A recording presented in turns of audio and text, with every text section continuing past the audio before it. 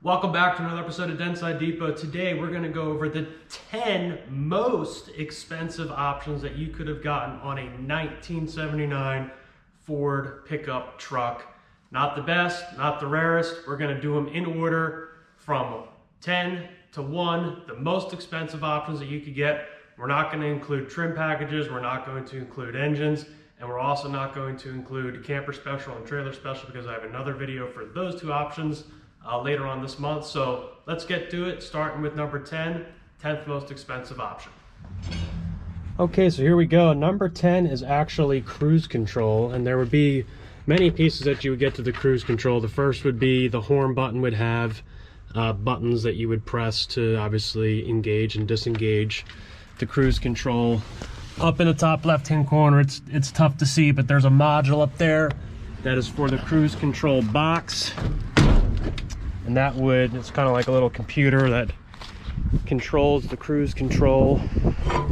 And then underneath the hood, in the engine bay, that's the cruise control module right there. It has two plugs, and it comes out the firewall as such right there. And it's kind of funny because it's like one of those old Motel 6 lampshade pull deals that goes to the carburetor. So that's cruise control, and the price for cruise control comes in at, let's see here, I forget what it was. Cruise control would have cost you, it's our number 10 option, and that was $148.30. Okay, number 9 is the AM/FM stereo radio, and you would have an option to go AM/FM, and it would come out the left and right speakers. I don't want to play too much music because I'll get hit with the music deal, but there you go. So the AM/FM stereo option, it was actually pretty darn expensive. That came in at $201 to get the AM and FM stereo radio.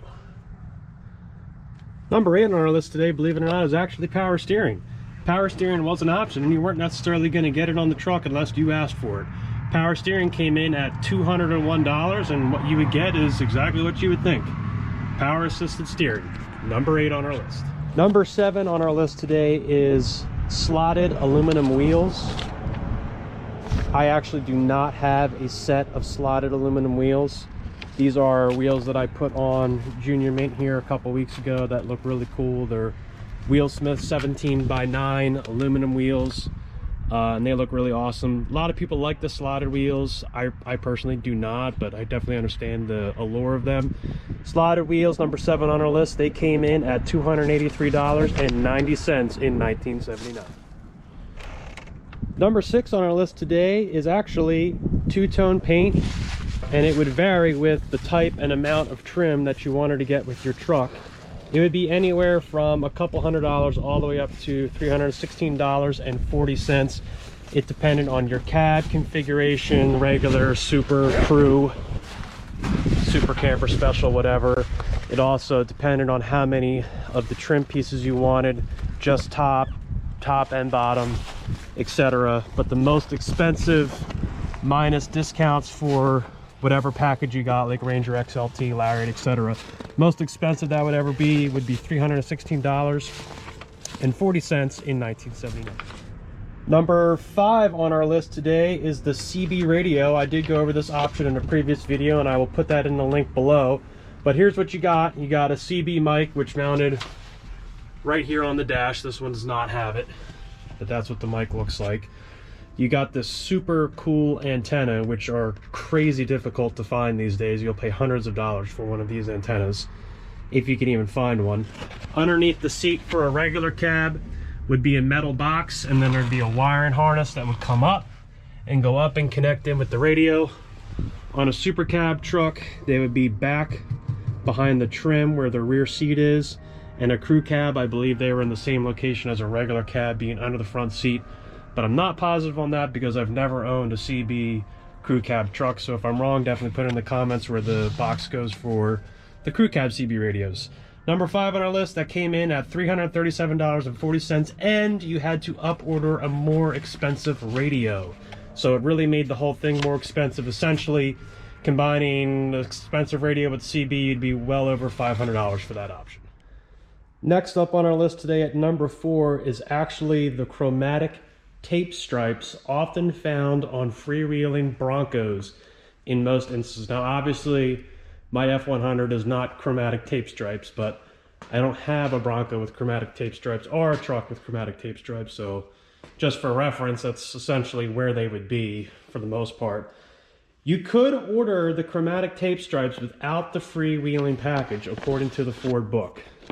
I mean, they are very rare to see a truck with chromatic tape stripes. It's not freewheeling, and they are also crazy expensive. It was $443.90 in 1979 to order those tape stripes without the freewheeling package, which I guess is why most people just ordered the freewheeling package with it.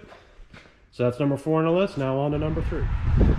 Next on our list is actually air conditioning, a very expensive option.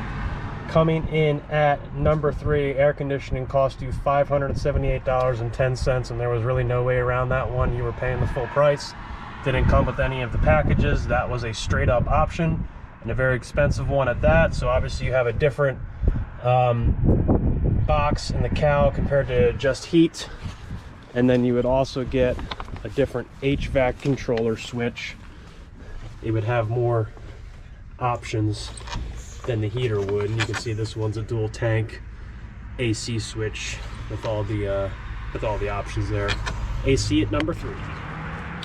Now we are at number 2, my personal favorite option, besides maybe CB radio, but this is definitely my favorite. It is the snow plow package option, often referred to by many Ford enthusiasts as the snow fighter option. And you got the Dana 60 Kingpin front axle. Coming in at number 2, that would run you, depending on the trim that you got, $556 to $603.30. If you had an F350, you actually got discounted, and it would be less than that because it was standard on those trucks.